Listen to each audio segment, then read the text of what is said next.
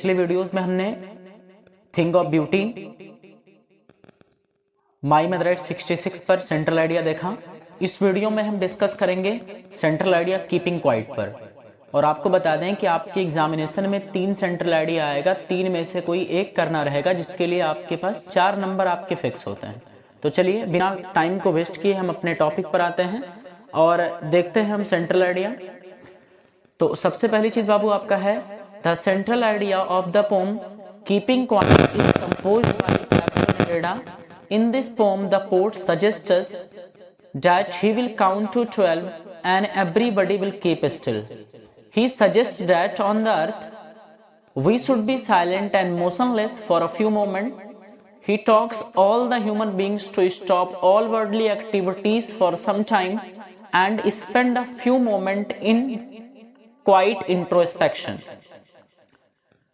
अब बाबू अगर आपने क्लास में इस चैप्टर को पढ़ा होगा तो समझना आपके लिए बहुत आसान हो जाएगा। सबसे पहली लाइन में आपको हमेशा उत्तर देना है कि किसने लिखा है। तो the central idea of the pome keeping quiet is composed bye Pablo Neruda, यानी जो सेंट्रल आइडिया है कीपिंग क्वाइट का, उसको पैब्लो नेरुदा ने लिखा है।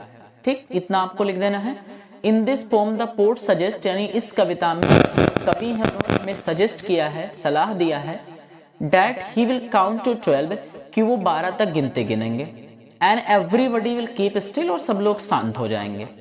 ही सजेस्ट दैट, उन्होंने ये भी सजेस्ट किया है, ऑन अर्थ की इस धरती पर वी शुड बी साइलेंट, यानी कवि ने ये भी सजेस्ट किया कि इस धरती पर हम लोग चुप होंगे, खामोश होंगे, अनमोशनलेस फॉर मोमेंट, और कुछ समय के लिए बिल्कुल भी मोशन में नहीं होंगे, मतलब हिलेंगे डुलेंगे नहीं।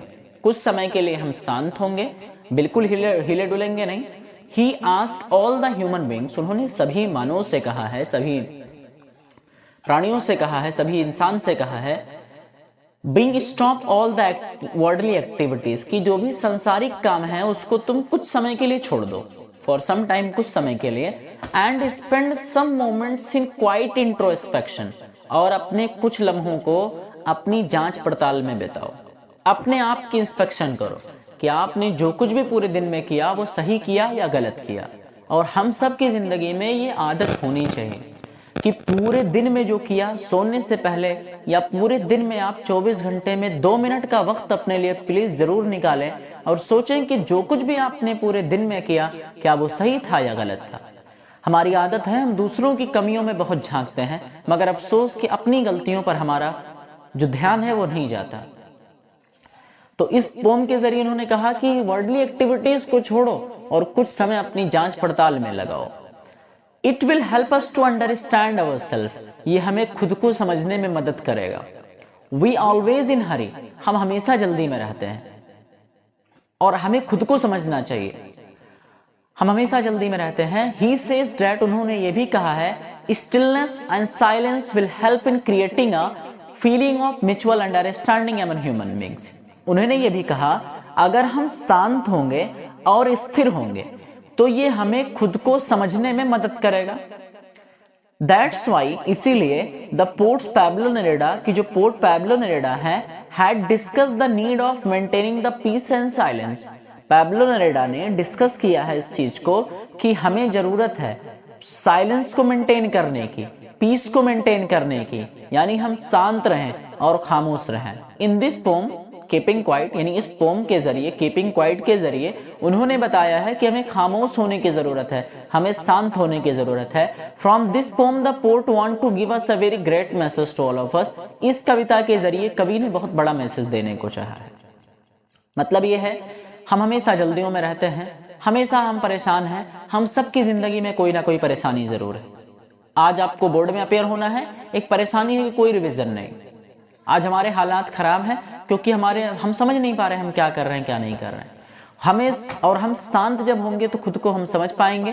पोएट ने इस कविता के जरिए बताया है कि हमें पूरे 24 घंटे में 2, 4, 5 मिनट का वक्त जरूर निकालना चाहिए और अपने बारे में हमको सोचना चाहिए। इससे हमारा विकास होगा और हम तरक्की के राह पर अग्रसर होंगे। बाबू आप 3 प्रिपेयर कर लीजिए, 3 में से कोई एक आएगा।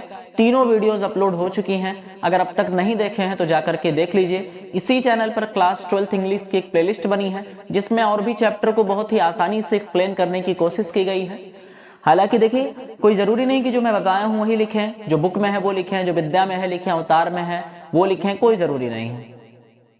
आप इसको पढ़ें, चैप्टर को आप समझें, चैप्टर की भी एक्सप्लेनेशन मौजूद है। आपने सेंट्रल आइडिया पढ़ा, समझा, कुछ चीजें आपको जरूर समझ में आई होंगी, बस इतना मिलता जुलता लिख दीजिए। 55 लाख कॉपियों में किसी के पास वक्त नहीं है पढ़ने की। लिखने का तरीका सही इख्तियार करिए, बेसिक चीजें मालूम करिए, इतना जानो कि कवि ने लिखा किसने है, नाम क्या है, क्या बात हुई है उसमें, बस इतनी चीजें मिलाकर अपने मन से लिखते चले जाओ, नंबर इंशाल्लाह बहुत अच्छे आ जाएंगे। विशेष चीज आपको राइटिंग पर ध्यान देना है। इसी के साथ साथ अगर चैनल पर फर्स्ट टाइम विजिट किए हैं और अगर अभी तक सब्सक्राइब नहीं किए हैं तो प्लीज चैनल को सब्सक्राइब करिए, अपने दोस्तों में शेयर करिए ताकि ज्यादा से ज्यादा लोग हमारे साथ भी जुड़ सकें और उनका भी फायदा हो सके। Thank you so much for watching. अगर आपने पहले से सब्सक्राइब कर रखा है तो तहे दिल से आप सबका बेहद शुक्रिया।